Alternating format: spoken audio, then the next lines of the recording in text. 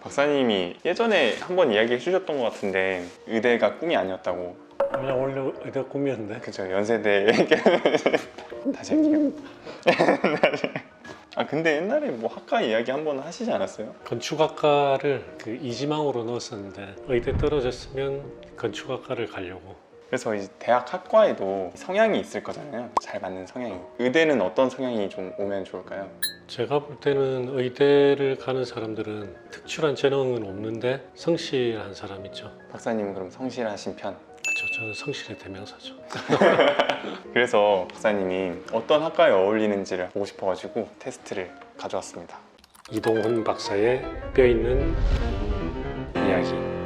대학 학과 테스트. 당신에게 어울리는 전공은 무엇일까요? 인터넷 쇼핑 시 최저가로 사지 않으면 마음이 불편하다. 박사님 또 인터넷 쇼핑 많이 하시잖아요. 그죠? 인터넷 쇼핑에 어떤 그 재능이 있는 건 아니에요. 누구나 다 할 수 있는 거잖아요. 그러니까 제가 원하는 거를 찾는데 노력은 하는데 완전 최저가로 하기 위해서 시간을 투자하진 않아요. 주말이면 집에 있는 것보다 어디 나가야 한다. 하루 종일 안 나갈 때도 있긴 한데 그래도 대부분은 한 번은 나가죠. 산보를 나가도 나가요. 아침마다 또 판초우이? 판초? 비 오면 판초우이 쓰고 공원을. 네, 나가는 거 좋아하죠. 그리고 커피 마시러 일요일에는 밖에 나가서 뭐 커피 마시는 것도 좋아하고 나가는 거 좋아하는데 이제 어디 꼭 여행을 가야 되고 멀리 가야 되고 이런 건 아니에요. 그냥 밖에는 공기 쐬러 나가는 정도. 그러면 집에만 있으면 좀 이렇게 몸이 근질근질 하시다거나. 그렇긴 하죠. 그러면은 그럼 나가야 어디 좀 한다는 나가요?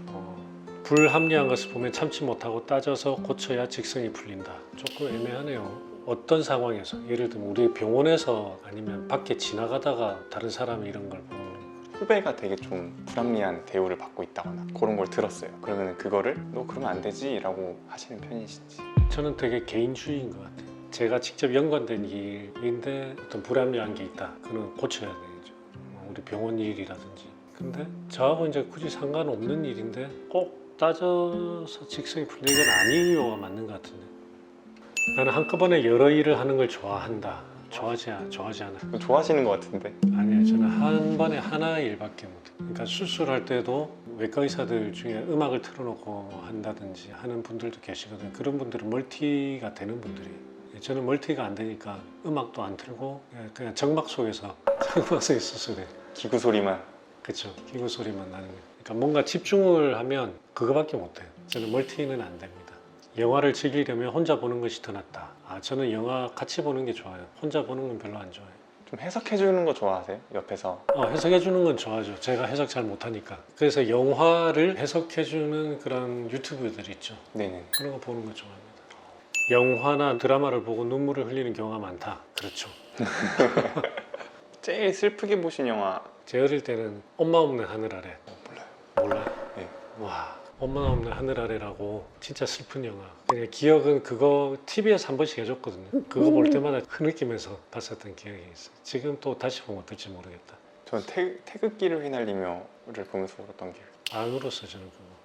그때 너무 이제 성장을 하시죠. 아니 그때는 별로 이렇게 그닥 슬프지 않았던 것 같고 최근에 보면서 좀 울었던 게 스리생 같은데. 스리생이요?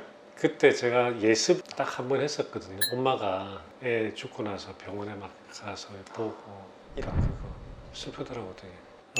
늦잠 자서 지갈 것 같을 때 어차피 늦은 거 천천히 준비하고 나간다. 이거 그럴 때도 있고 안 그럴 때도 있긴 한데 예를 들어서 뭐 외래를 봐야 된다 아니면 수술을 해야 되는데 늦게 일어났다. 그럼 완전 후다닥. 노트 필기는 깔끔하고 꼼꼼하게 해두어야 한다. 노트 필기는 강의를 들으면서 쫙 필기를 해야 되잖아요. 족보팀이라고 의과대학에 있거든요. 족보팀이 또 있나요? 예. 그 족보를 만드는 사람들. 그 족보팀에 들어간 사람들은 강의 때 듣고 필기를 그때 탁탁탁탁 잘하는 사람들. 그런데 저는 완전히 엉망이에요. 근데 읽은 거를 이렇게 정리를 하는 걸 굉장히 좋아하죠. 그래서 여기는 노트 필기는 깔끔하고 꼼꼼하게 해두어야 한다. 예로 하는 게 맞겠죠. 네. 능력과 관계없이 정리를 하는 걸 좋아하니까. 주변 사람들이 나를 고지식하다고 한다. 그렇게 이야기를 하죠. 진짜요? 제가 스스로 그렇게 생각하고 있는지도 모르겠어요. 그러니까 이런 식의 다리 수술을 하고 나서 거기에 보조기를 또 채울 수도 있거든요. 보조기 채우면 환자가 좀 편해할 수도 있죠. 근데 실은 보조기의 개념은 내가 한 수술한 고정이 좀 불안할 때, 그럴 때 이제 보조기를 채운다라고 하면 나는 내가 고정이 하는 게 너무 튼튼하니까 여기에 보조기를 채우는 거는 사치다. 그렇죠. 그렇게 생각하니까 채울 수도 있지만 내가 그거 안 채우는 거예요. 그러니까 너무 이게 이런 기준에 대해서 제 스스로 고지식이라고 보는 거죠. 이건 아마 연부 조직님들도 이제 고지식하다고 안 느낄 것 같습니다. 고지식하다.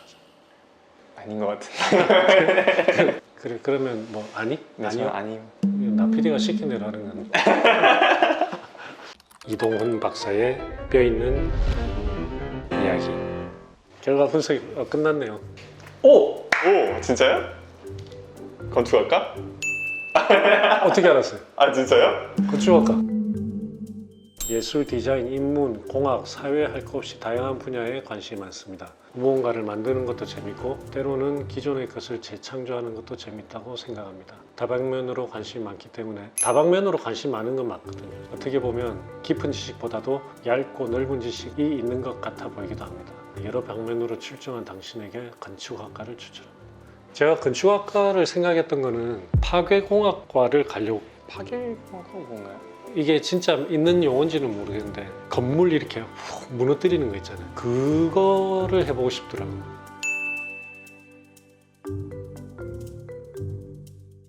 그게 제가 언제 한번 보고 되게 멋있었나 봐요. 그래서 고등학교 2학년 때 몇몇 대학에다가 그때는 이메일 같은 게 없었으니까 편지를 보냈어요. 그때 보냈는데 서울대, 연대, 포항공대 세 군데다가 건물을 폭약으로 부수고 뭐 이런 거를 하고 싶은데 우리나라에 그 가려면 어느 학과를 가야 되냐라고 보냈는데 연세대학교에서만 답장이 왔어요. 건축학과 교수님이 답장을 보내셨어요. 저기 우리나라에는 없다. 해외에서도 그런 학과가 있는지 정확하게 모르겠는데 광산 관련 학과에서 가르친다라고 들었습니다. 라고 보내셨어요. 광산하고 뒤에 괄호치고 마이닝이라고까지 딱 적어주셨어요.